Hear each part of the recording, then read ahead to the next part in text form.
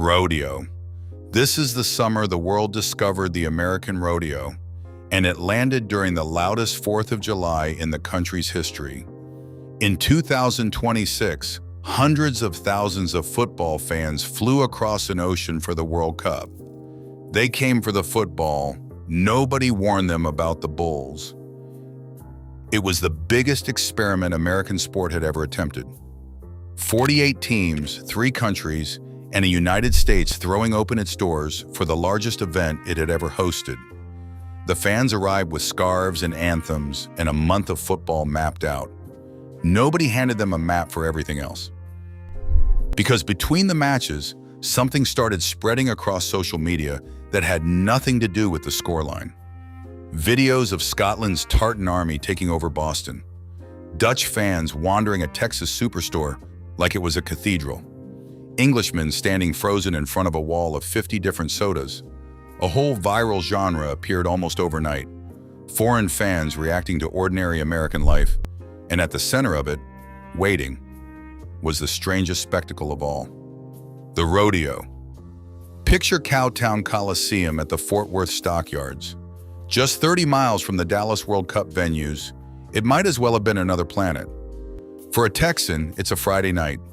For a supporter who flew in from Manchester or Amsterdam, it is something closer to science fiction. A gate swings open. A 2,000-pound bull explodes into the arena with a human being somehow still attached to its back. 8 seconds. That's the whole job. Stay on for 8 seconds while the animal does everything in its considerable power to end you. The crowd counts down. The fans from across the Atlantic don't count anything. They just stare, mouths open, trying to work out whether this is a sport or a dare. And then the bull riding ends, and it somehow gets stranger. Barrel racing at a full sprint, ropes and calves and cowboys moving faster than looks legal. And off to the side, the great equalizer, the mechanical bull, where a supporter who has spent 90 minutes screaming in the stands is suddenly invited to climb aboard and find out exactly how long 8 seconds really is. Spoiler, not long. Every visiting fan who tried it was airborne within 3. But here is the part the highlight reels almost missed. This wasn't happening on any old week. The fans had walked into the rodeo during the first days of July in 2026, and on July 4th, 2026, the collision became complete. Because 2026 was not a normal year for America to be showing off. It was the country's 250th birthday, the semi-quincentennial America 250, a milestone the country had been building toward for years. 250 years. And America, being America, was not about to let that pass quietly. Every store had turned into a wall of red, white, and blue.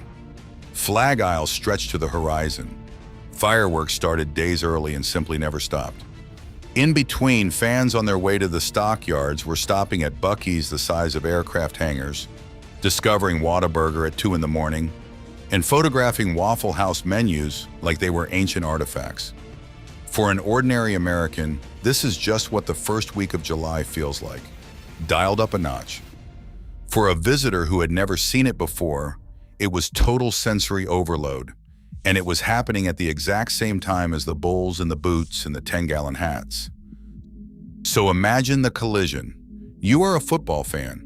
You crossed an ocean to watch your country play. On a single evening, you have watched a man ride a live bull, been thrown off a fake one, eaten your first plate of Texas barbecue, and then walked outside to find the sky on fire because a nation is celebrating a birthday older than most of the countries you know. Rodeo and revolution, cowboys and fireworks, all landing in the same 24 hours. There was no way to process it in real time. You could only film it. And they did. Millions of times over. Something else happened at those rodeos too, something quieter, and honestly more surprising than the bulls. The visiting fans started to sing. Not their own chants, American songs. A packed rodeo crowd in Fort Worth broke into an old Neil Diamond number in thick English accents, and it went around the world in hours. Across the tournament, An old John Denver song about country roads became an unofficial anthem. Tens of thousands of people from dozens of nations singing about the mountains of a state most of them will never visit. Nobody planned that. It just happened, the way the best things at a World Cup always do. You have to sit with how unlikely all of it was. These are supporters raised on a very specific idea of America, an idea assembled almost entirely from movies and headlines and other people's opinions. Many of them arrived braced for something colder, harsher, less friendly than the country they actually found. And then a stranger bought them a beer. A local walked them to the train. Somebody handed them a cowboy hat and told them to keep it. The gap between what they expected and what they got became the whole story. And the rodeo, with its noise and its warmth and its total lack of self-consciousness, became the purest version of that gap anyone could film. It got so big that even the country's leadership noticed, sharing a montage of the reactions online with a caption that basically amounted to, "We told you so." And for once, the internet, a place that agrees on almost nothing, mostly agreed. This was fun. This was joyful. This was thousands of people from opposite ends of the earth discovering they liked each other far more than the headlines had promised. There's a line researchers who study tourism repeat about moments like these. People remember people more than places. A visitor will forget the final score. They will forget which exit they took off the highway. But they will remember the driver who recommended a barbecue joint, the volunteer who pointed them to the right gate, the whole stadium of strangers who taught them the words to a song. The rodeo, colliding with the loudest birthday in American history, gave them an entire summer of exactly those moments, compressed, amplified, impossible to forget. So no, nobody warned the fans about the rodeo. Nobody sat them down and explained that they'd be arriving in the middle of a semi-quincentennial, that the fireworks wouldn't stop, that a mechanical bull was in their future, that they'd leave knowing the words to songs they'd never heard a month earlier.